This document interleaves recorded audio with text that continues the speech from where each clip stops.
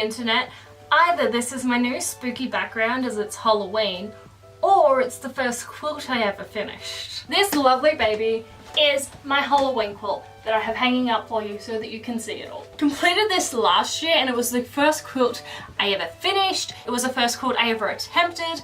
I did have a little experience with helping mum on her quilts, but I hadn't actually started a project and seen it through to the end. This originally started because I had this dark purple fabric in the background, and I'll put pictures over top so that you can see. And my original thought was having these squares and this ghost material. And that was it. That's all the thought that went into it, and I started it. As I started the squares, this one in particular, I wasn't sure what I was going to do. And I actually brought this fabric for cheap as a backing. As you can see, I didn't use it. It's not cotton. It's a really scratchy sort of fabric that I'd rather use for mock-ups than anything. I think slowly I realized my mistake. And I did fussy put these squares all together pretty much at the start, where if you look at it, most of the writing is all facing up one way, apart from this square. This square's a little up, and I'm pretty sure there's another one somewhere that has dual writing that isn't facing up, or it might just be that one. It's that thing that only I know and I would notice, and no one else knows or has noticed or even picked up on the fact that all the writing is in a way so that you can read it from this angle. It made me feel great about myself when no one saw that. I think that's just the thing with quilting though. There's certain things and little bits in the pattern that you see and you're like, oh, that'll be great. And then other people look at it and they don't notice. Or other people do and they notice and you're like, oh my god, you're my favorite, I love you. I ended up getting this orange fabric you can see on the border. And it was kind of meant to be a border, but at the same time, what goes better on a Halloween quilt than orange? It's really textured and grungy. I don't know if that's picking up on camera. It's almost like it's like a veiled tie-dye is how I feel like, or someone just sponged the colour onto it and it didn't spread evenly everywhere. I'm not sure. Eventually I came to the conclusion that I needed these squares and I still want to use the rest of this ghost material. I actually brought this ghost material years ago and used it on a skirt. I still have that skirt, but I hate the elastic in it, so I don't wear it. Also, it's a little small for me at the moment. And then it was a case of oh, am I just going to put the blocks together? How am I going to do this? And then Dad came back from Spotlight with this fabric. These lovely Halloween spooky words in purple. And it's just what I needed to tie it in, because it's got a lot of the orange and greens that show up in a lot of Halloween things. It's got the purple that's not as deep as this, and just the spooky words, and it ties the black in, and I just felt made everything a little cohesive. The thing that I did as well was I went through and on all these long strips, fussy cut and sewed together so that it lines up. Wherever there is a join, let me find another join. It has it along here too. There's a few of them and they're kind of hard to spot at times. I made sure they're running across, and up this side all the text is running up. On this side all the text is running to the edge, all the text is running to the edge, all the text is running so it can be read from that edge. And again, something that I like that I don't know if other people would notice, these ones are broken up so they didn't get to be fussy cut because it's a sacrifice.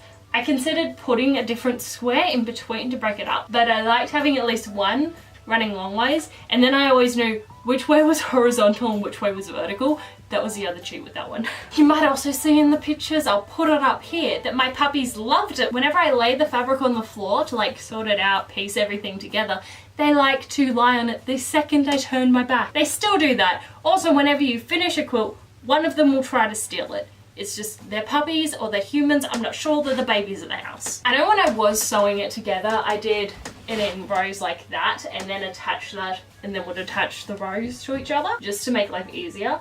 I liked having the orange on the outside, almost like framing the ghosts here, and then having that in the middle just made that stand out more to me. I don't know, it's also kind of a little bit overwhelming because of how many patterns are in it, which is why I also like the orange, because it breaks it up. With it, I stitched in the ditch. We used a neutral colour. If I could go back, I would probably stitch in the ditch in purple, just because the majority of the fabric is purple. Wherever there's a line, there's purple, rather than using a neutral cotton. But it's nothing terrible. And it also means that it blends on the back more with the neutral, whereas a purple would stand out. But I still like it. It needs a press, if anything, because it's a little bit bunchy. The batting was a lot puffier, but it's a poly cotton batting, and I ironed the hell out of it while I was working on it and stitching over it, and we thought, hey, it'll puff back up once it's washed. It has puffed up a little bit, but not as much as it used to be, which is why I'm not ironing my current quilt, just in case. Also, I don't see other people ironing their quilts before they stitch them. I found in this that I really love stitching in the ditch, which is what I'm planning to do on my current project, which is the mitered corners, the hunter style mitered corners quilt that I posted a video about. I've done a little bit, but because it is the quilt from hell, I've had issues with it, and I put it to the side until I can like go back to it and not call it the quilt from hell. The only problem I've had with this since is I've noticed, because I didn't backstitch as much as I should have while stitching, there are a couple of threads here and there that have come a little bit undone and need snipping, or have just weaseled their way out of wherever the hell they were hiding. For the border, I sewed the binding on one side and then hand sewed the other side. I haven't had any problems apart from right here where it's come undone. It did it straight away. It hasn't caused any major issues, and I could just go back in and resew it, but I've been real lazy and I keep forgetting, so that's on my to-do list. Also, it's just a great lap quilt.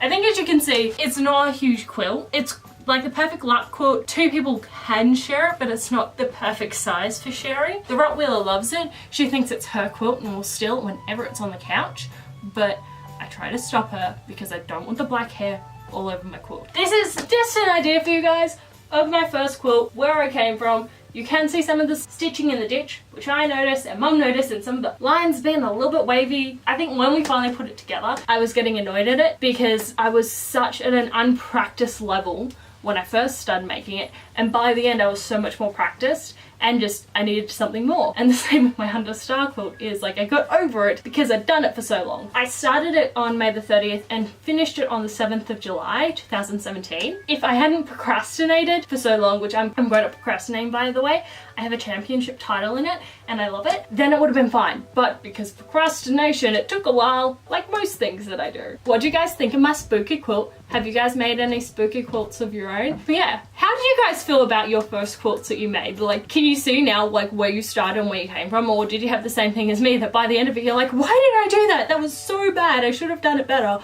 and you kind of saw the inconsistencies of how it was going together? Or I don't know, what's up? Tell me about you, boo. I like to talk about quilts, and Mum might be the one to reply because she's better at replying, but I'm stalking you. I'm watching you. I'll heart your comment. Oh, also, have you guys faced the problem with batting shrinking if you sting the shit out of it and flatten it to nothing? If you have you noticed with different types of batting what ones it doesn't do it on? I think that's a question that Mum knows the answer to, but I'm more of a fly by the seat of my pants rather than at research things. You might notice that in these videos. Thanks for watching. Subscribe if you like to watch more of our content, and I'll talk to you guys later. Bye!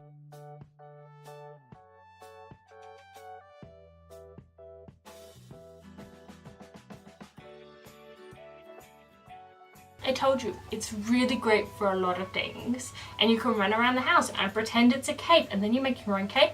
Video coming soon, and you don't need this anymore, but you still love it because it's Halloween and you love Halloween. Even though you're in Australia, Halloween isn't a big thing here, but it's getting bigger. I'm so happy. Okay, bye.